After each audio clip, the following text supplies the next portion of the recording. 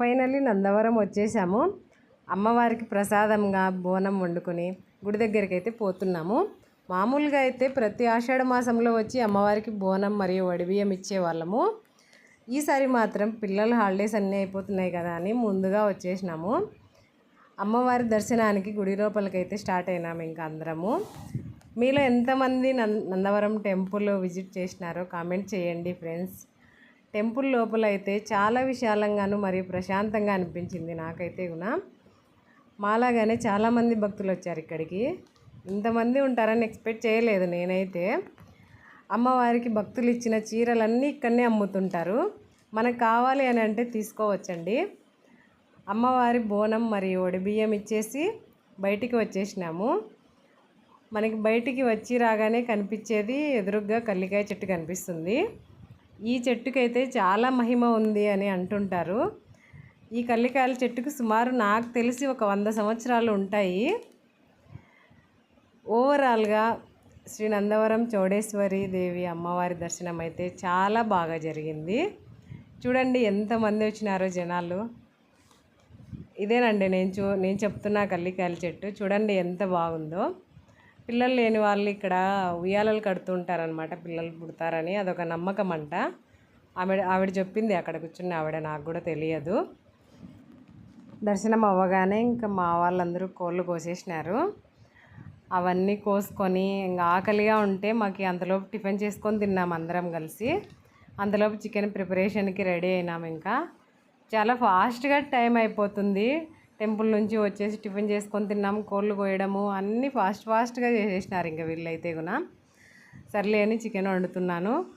నన్ను మధ్యలో కన్ఫ్యూజ్ చేసుకుంటా, ఊరికి నా మీద జోకులు వేసుకుంటా వీళ్ళు బాగా టైంపాస్ చేసేసినారు. టోటల్గా చికెన్ ప్రిపరేషన్ అయితే చాలా బాగా అయింది. టేస్ట్ అయితే సూపర్గా కూర్చుంది. నాకైతే చాలా బాగా నచ్చింది. చికెన్ వండడం అయిపోగానే ఇంకా ఫాస్ట్గా తినేసినాము. అన్నీ కడిగేసి లగేజ్ అంతా సర్దుకొని బ్యాక్ టు హోమ్ వచ్చేసాము. ఇంకా ఓవరాల్గా పెద్దవడుగు టు నందవరం ట్రిప్పు అయిపోయినట్టే. ఎలా ఉందో వీడియో కామెంట్ చేయండి. ఫైనల్లీ నందవరం వచ్చేసాము. అమ్మవారికి ప్రసాదంగా బోనం వండుకొని గుడి దగ్గరికి అయితే పోతున్నాము. మామూలుగా అయితే ప్రతి ఆషాఢ మాసంలో వచ్చి అమ్మవారికి బోనం మరియు వడిబియ్యం ఇచ్చేవాళ్ళము. ఈసారి మాత్రం పిల్లల హాలిడేస్ అన్నీ అయిపోతున్నాయి కదా అని ముందుగా వచ్చేసినాము. అమ్మవారి దర్శనానికి గుడి లోపలికైతే స్టార్ట్ అయినాము. ఇంకా అందరము మీలో ఎంతమంది నందవరం టెంపుల్ విజిట్ చేసినారో కామెంట్ చేయండి ఫ్రెండ్స్. టెంపుల్ లోపల అయితే చాలా విశాలంగాను మరియు ప్రశాంతంగా అనిపించింది నాకైతే కూడా. మాలాగానే చాలామంది భక్తులు వచ్చారు ఇక్కడికి. ఇంతమంది ఉంటారని ఎక్స్పెక్ట్ చేయలేదు నేనైతే. అమ్మవారికి భక్తులు ఇచ్చిన చీరలన్నీ ఇక్కడనే అమ్ముతుంటారు.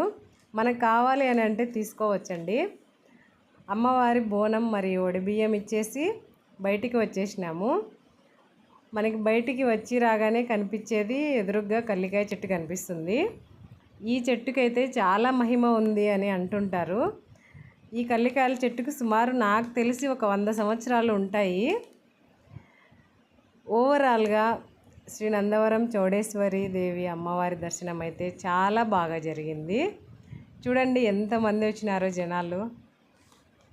ఇదేనండి నేను చెప్తున్న కల్లికాయల చెట్టు. చూడండి ఎంత బాగుందో. పిల్లలు లేని వాళ్ళు ఇక్కడ ఉయ్యాలలు కడుతుంటారనమాట, పిల్లలు పుడతారని. అదొక నమ్మకం అంట. ఆవిడ చెప్పింది అక్కడ కూర్చున్న ఆవిడ, నాకు కూడా తెలియదు. దర్శనం అవ్వగానే ఇంకా మా వాళ్ళందరూ కోళ్ళు కోసేసినారు. అవన్నీ కోసుకొని ఇంకా ఆకలిగా ఉంటే మాకు అంతలోపు టిఫిన్ చేసుకొని తిన్నాము అందరం కలిసి. అంతలోపు చికెన్ ప్రిపరేషన్కి రెడీ అయినాము. ఇంకా చాలా ఫాస్ట్గా టైం అయిపోతుంది. టెంపుల్ నుంచి వచ్చేసి టిఫిన్ చేసుకొని తిన్నాము, కోళ్ళు కోయడము అన్నీ ఫాస్ట్గా చేసేసినారు ఇంకా వీళ్ళైతే కూడా. సర్లే అని చికెన్ వండుతున్నాను. నన్ను మధ్యలో కన్ఫ్యూజ్ చేసుకుంటా, ఊరికి నా మీద జోకులు వేసుకుంటా వీళ్ళు బాగా టైంపాస్ చేసేసినారు. టోటల్గా చికెన్ ప్రిపరేషన్ అయితే చాలా బాగా అయింది. టేస్ట్ అయితే సూపర్గా కూర్చుంది. నాకైతే చాలా బాగా నచ్చింది. చికెన్ వండడం అయిపోగానే ఇంకా ఫాస్ట్గా తినేసినాము. అన్నీ కడిగేసి లగేజ్ అంతా సర్దుకొని బ్యాక్ టు హోమ్ వచ్చేసాము. ఇంకా ఓవరాల్గా పెద్దవడుగు టు నందవరం ట్రిప్పు అయిపోయినట్టే. ఎలా ఉందో వీడియో కామెంట్ చేయండి.